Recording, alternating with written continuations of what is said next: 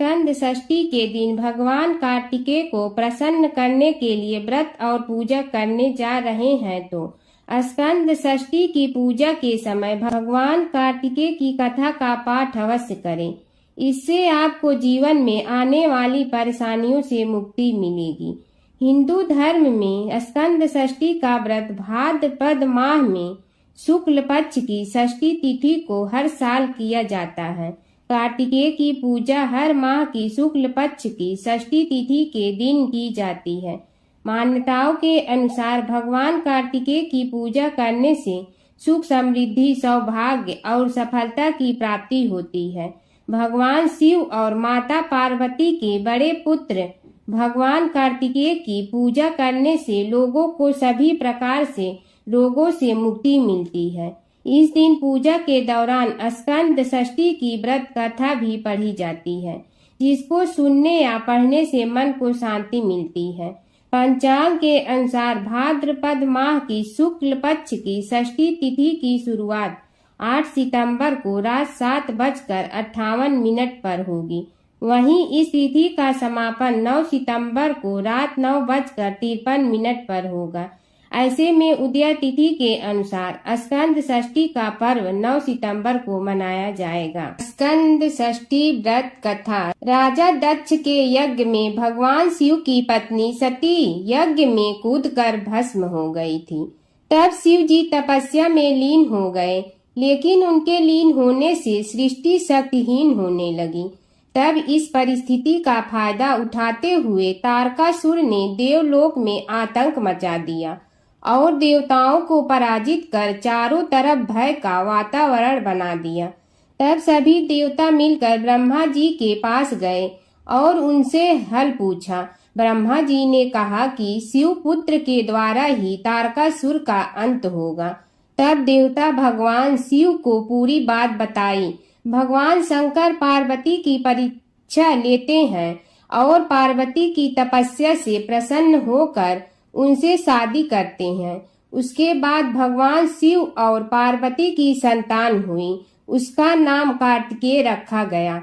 जैसा कि ब्रह्मा जी ने बताया था कि कार्तिकेय तारकासुर का वध करेगा, वैसा ही हुआ। धार्मिक मान्यताओं के अनुसार कार्तिकेय भगवान का जन्म षष्ठी तिथि को हुआ था। इसलिए भगवान कार्तिकेय को प्रसन्न करने के लिए स्कंद षष्ठी तिथि पर उनकी पूजा की जाती है। कार्तिकेय की जन्म कथा के विषय में पुराणों से ज्ञात होता है कि पिता दक्ष के यहाँ आयोजित एक यज्ञ में भगवान शिव के अपमान से दुखी होकर सती यज्ञ की अग्नि में ही आत्मदाह कर लेती है।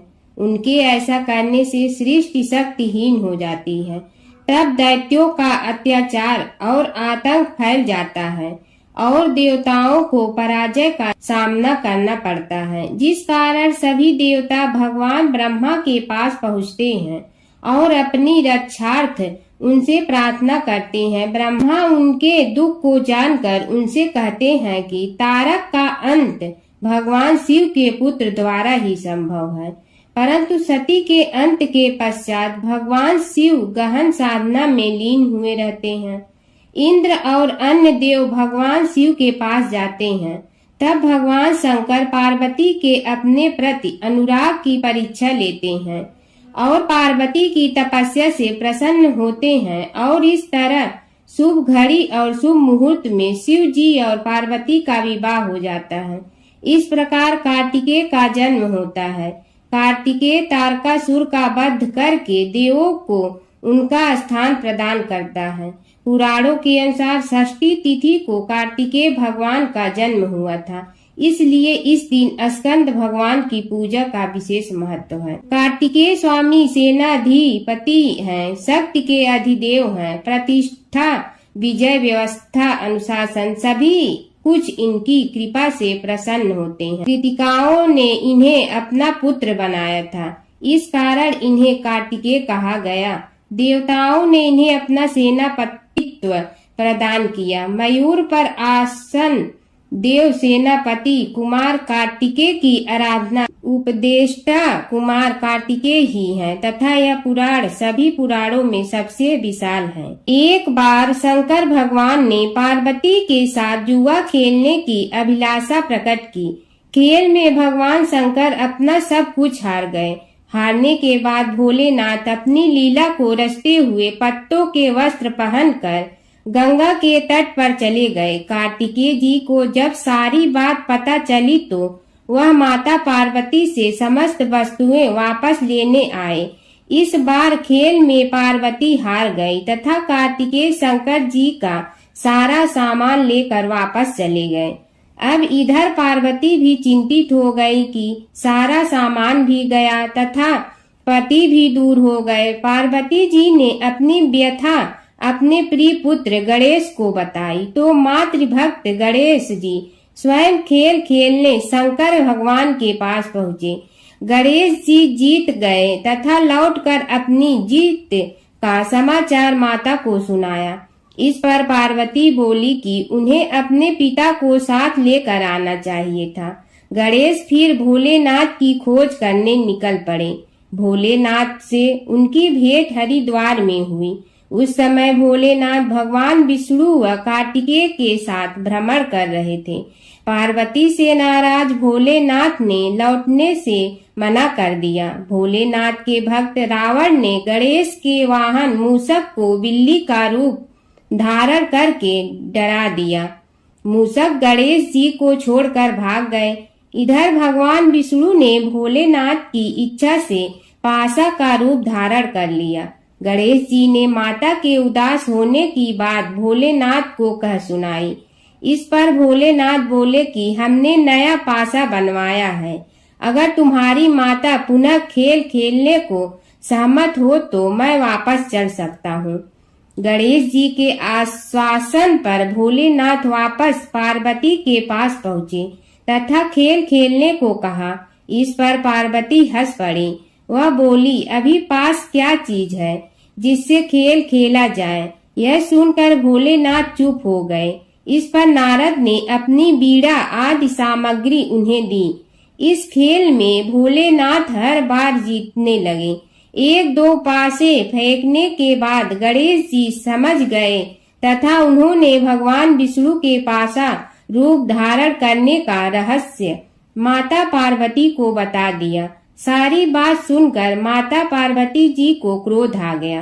रावण ने माता को समझाने का प्रयास किया पर उनका क्रोध शांत नहीं हुआ तथा क्रोधवश उन्होंने भोलेनाथ को शाप दे दिया कि गंगा की धारा का बोझ उनके सिर पर रहेगा। नारद को कभी एक स्थान पर न टिकने का अभिशाप मिला। भगवान विष्णु को श्राप दिया कि यही रावण तुम्हारा शत्रु होगा तथा रावण को श्राप दिया कि विष्णु ही तुम्हारा विनाश करेगा। कार्तिकेय को भी माता पार्वती ने कभी जवान न होने का श्राप दिया। पार्वती का वरदान। इस पर सर्वजन चिंतित हो उठे। तब नारद जी ने अपनी विनोदपूर्ण बातों से माता का क्रोध शांत किया तो माता ने उन्हें वरदान मांगने को कहा। नारद जी बोले कि आप सभी को वरदान दें तभी मैं वरदान लूंगा। पार्वती जी सहमत हो गईं। तब शंकर ने कार्तिकेय शुक्ल के दिन जुए में विजयी रहने वाले को वर्ष भर विजयी बनाने का वरदान मांगा। भगवान विष्णु ने अपने प्रत्येक छोटे बड़े कार्य में सफलता का वर मांगा परंतु कार्तिकेय ने सदा बालक रहने का ही वर मांगा तथा कहा, मुझे विषय वासना का संसर्ग न हो तथा सदा भगवान स्मरण में लीन रहूं। अंत में नारद जी ने देवर्षि होने का वरदान मांगा। माता पार्वती ने रावण को समस्त वेदों की सुविस्तृत व्याख्या देते हुए सबके लिए तथास्तु कहा। गणेश जी की कथा। एक बार गणेश जी एक छोटे बालक के रूप में चिमटी में चावल और चमचे में दूध लेकर निकले। वो हर किसी से कह रहे थे कि कोई मेरी खीर बना दो, कोई मेरी खीर बना दो। एक बुढ़िया बैठी हुई थी। उसने कहा, ला मैं बना दूं। वह छोटा सा बर्तन चढ़ाने लगी। तब गणेश जी ने कहा कि दादी माँ, छोटी सी भगोनी मत चढ़ाओ, तुम्हारे घर में जो सबसे बड़ा बर्तन है वही चढ़ा दो। बुढ़िया ने वही चढ़ा दिया। वह देखती रह गई कि वह जो थोड़े से चावल उस बड़े बर्तन में डाली थी वह तो पूरा भर गया है। गणेश जी ने कहा, दादी माँ, मैं नहा कर आता हूँ, खीर तैयार हो गई हो तो। बुढ़िया के पोते पोती खीर खाने के लिए रोने लगे। बुढ़िया ने कहा, गणेश जी, तेरे भोग लगाना कहकर चूल्हे में थोड़ी सी खीर डाली और कटोरी भर भर कर बच्चों को दे दी। बुढ़िया की पड़ोसन ऊपर से देख रही थी तो बुढ़िया ने सोचा यह चुगली कर देगी, तो एक कटोरा भर कर उसे भी पकड़ा दिया। बेटे की बहू ने चुपके से एक कटोरा खीर खाई और कटोरा चक्की के नीचे छुपा दिया। अभी भी गणेश जी नहीं आए थे। बुढ़िया को भी भूख लग रही थी। वह भी एक कटोरा खीर खाकर किवाड़ के पीछे बैठकर एक बार फिर कहा कि गणेश जी, आपके भोग लगे कहकर खाना शुरू कर दिया।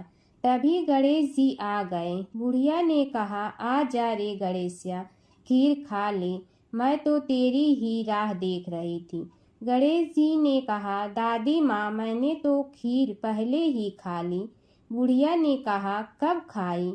गणेश जी ने कहा, जब तेरे पोते पोती ने खाई तब खाई थी, जब तेरी पड़ोसन ने खाई तब खाई थी, और जब तेरी बहू ने खाई तब भी खाई थी, और जब तूने खाई तो मेरा पेट पूरा ही भर गया।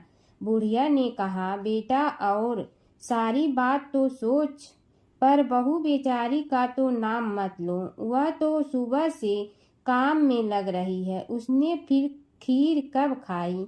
गणेश जी ने कहा, चाकी के नीचे देख, झूठा कटोरा पड़ा है, और तूने तो मेरे भोग तो लगाया, वह तो वैसे ही खा गई। बुढ़िया ने कहा, बेटा, घर की बात है, घर में ही रहने दो। अब बताओ, बची हुई खीर का क्या करूं? गणेश जी ने कहा, नगरी जी जीमा दो। बुढ़िया ने पूरी नगरी जिलवा दी, फिर भी बर्तन पूरा ही भरा था। राजा को पता लगा तो बुढ़िया को बुलाया और कहा, क्यों रे बुढ़िया, ऐसा बर्तन तेरे घर पर सोवे अच्छा लगे या हमारे घर पर सोवे? बुढ़िया ने कहा, राजा जी आप ले लो। राजा जी ने खीर का बर्तन महल में मंगा लिया। लाते ही खीर में कीड़े मकोड़े बिच्छू हो गए और दुर्गंध आने लगी। यह देखकर राजा जी ने बुढ़िया से कहा, बुढ़िया, बर्तन वापस ले जा, तो मुझे मेरे गणेश जी ने दिया। बुढ़िया ने बर्तन वापस लिया, लेते ही सुगंधित की हो गई। घर आकर बुढ़िया ने गणेश जी से कहा, बची हुई खीर का क्या करें? गणेश जी ने कहा, झोपड़ी के कोने में खड्डा खोद कर गाड़ दो, उसी जगह सुबह उठकर वापस खोदेगी तो धन के 2-4 पैसे मिलेंगे। ऐसा कहकर गणेश जी अंतर ध्यान हो गए। जाते समय झोपड़ी के लात मारते हुए गए तो झोपड़ी के स्थान पर महल हो गया। सुबह बहू ने फावड़ा लेकर पूरे घर को खोद दिया तो कुछ भी नहीं मिला। बहू ने कहा, सासू जी, थारो गणेश जी तो झूठे हैं। सास ने कहा, बहू, मारो गणेश झूठो तो नहीं है, ला मैं देखूं। वह फावड़ा लेकर खोजने लगी तो टन टन करते 2 धन के चरे घड़े निकले आए। बहू ने कहा, सासू जी, गणेश जी तो साचो ही हैं। सास ने कहा, गणेश जी तो भावनाओं का भूखा है। यह गणेश जी जैसा आपने बुढ़िया को दिया वैसा सबको देना।